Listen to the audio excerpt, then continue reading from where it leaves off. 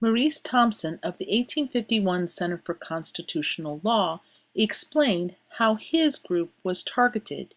In a statement released on May 16, 2013, he said the following.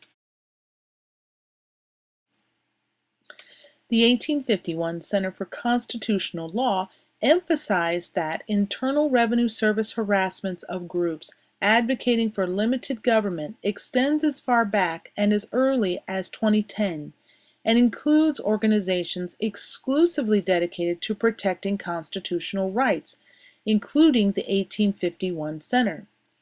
In its May 2010 response to the 1851 Center application for tax-exempt status, the IRS demanded that in order to receive approval of its application, the 1851 Center must, quote, please explain in detail your organization's involvement with the Tea Party, end quote. The 1851 Center explained that it provides legal representation to Ohioans whose constitutional rights have been aggrieved, including Tea Party organizations and their members, and ultimately did receive their tax-exempt status from the IRS. However, in its IRS filings, the 1851 Center indicated that its mission was to defend constitutional rights and human rights through legal action. The Center supplied no information that would have indicated any particular relationship with any particular Tea Party organization.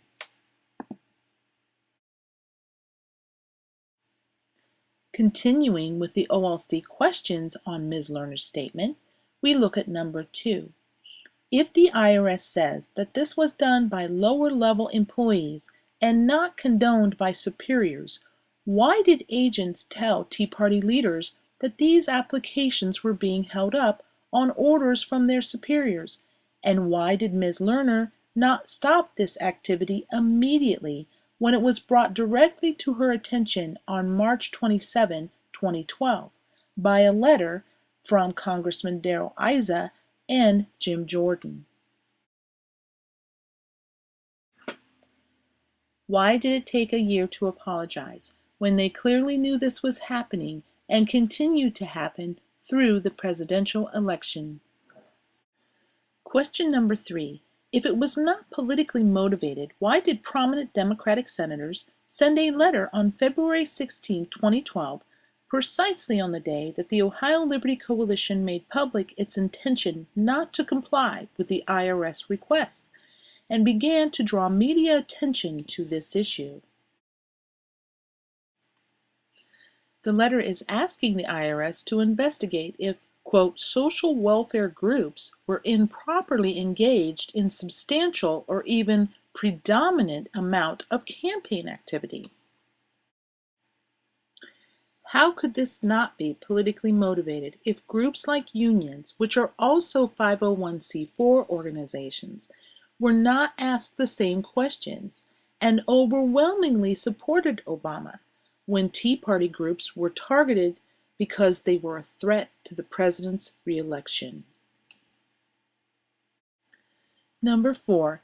If this additional scrutiny was intended to identify if conservative groups were abusing the tax-exempt status of 501c4 social welfare organizations by taking part in political activities, then why was the IRS asking for things like donor lists, membership lists, list of attendees at non-political events, list of speakers with full transcripts of what they said?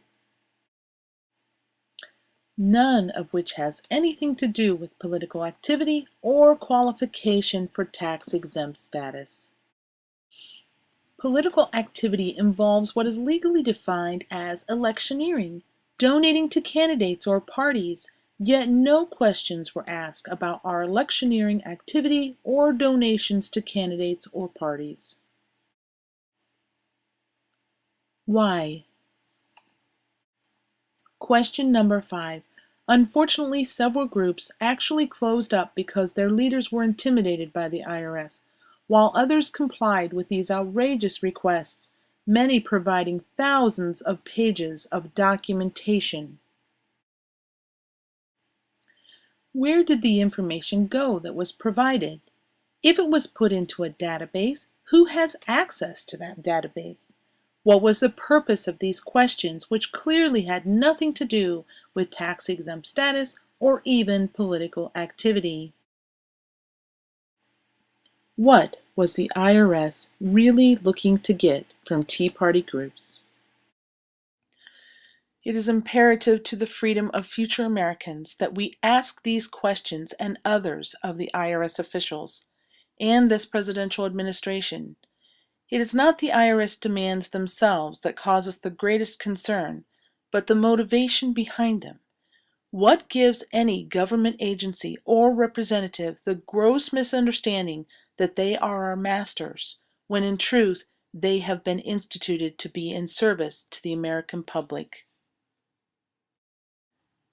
No one has articulated that abuse of power as well as Becky Garrettson, president of Wetumpka Tea Party in Alabama, who on June 4th gave an emotional and powerful testimony during a hearing on the IRS targeting. In Wetumpka, we are patriotic Americans. We peacefully assemble. We petition our government. We exercise the right to free speech. And we don't understand why the government tried to stop us. I'm not here as a serf or a vassal. I'm not begging my lords for mercy. I'm a born free American woman, wife, mother, and citizen. And I'm telling my government that you've forgotten your place. It's not your responsibility to look out for my well-being and to monitor my speech. It's not your right to assert an agenda. Your post, the post that you occupy, exists to preserve American liberty. You've sworn to perform that duty, and you have faltered. The abuses I will discuss today occurred on your watch, and it's your responsibility to make sure it doesn't happen again. Here are the facts. The brief history given in this video doesn't begin to share the many other stories of the IRS government abuse against patriotic Americans, such as Justin Binnick Thomas, who had the distinction of being the only person named by name in the IRS letters. Justin, a patriotic man of Jewish faith from the Cincinnati area, was named in an IRS letter sent to the Liberty Township Tea Party, a group he was not a member of, nor had he ever attended. The IRS demanded to know what the group's relationship was to Justin. Or the Coalition for Life, when their group was asked by the IRS to disclose the content of their prayers. We must ask ourselves, how much more government overreach must we see before we all as Americans stand up and say, enough is enough? We must pray for our country. We must seek the truth, and we must get involved in every level of government. Dr. Martin Luther King Jr. stated during the Civil Rights Movement, quote, "The ultimate measure of a man is not where he stands in moments of comfort and convenience, but where he stands at times of challenge and controversy." End quote. The Tea Party has been called the new civil rights movement. Will you stand with us as we work to protect the God-given rights of each and every American?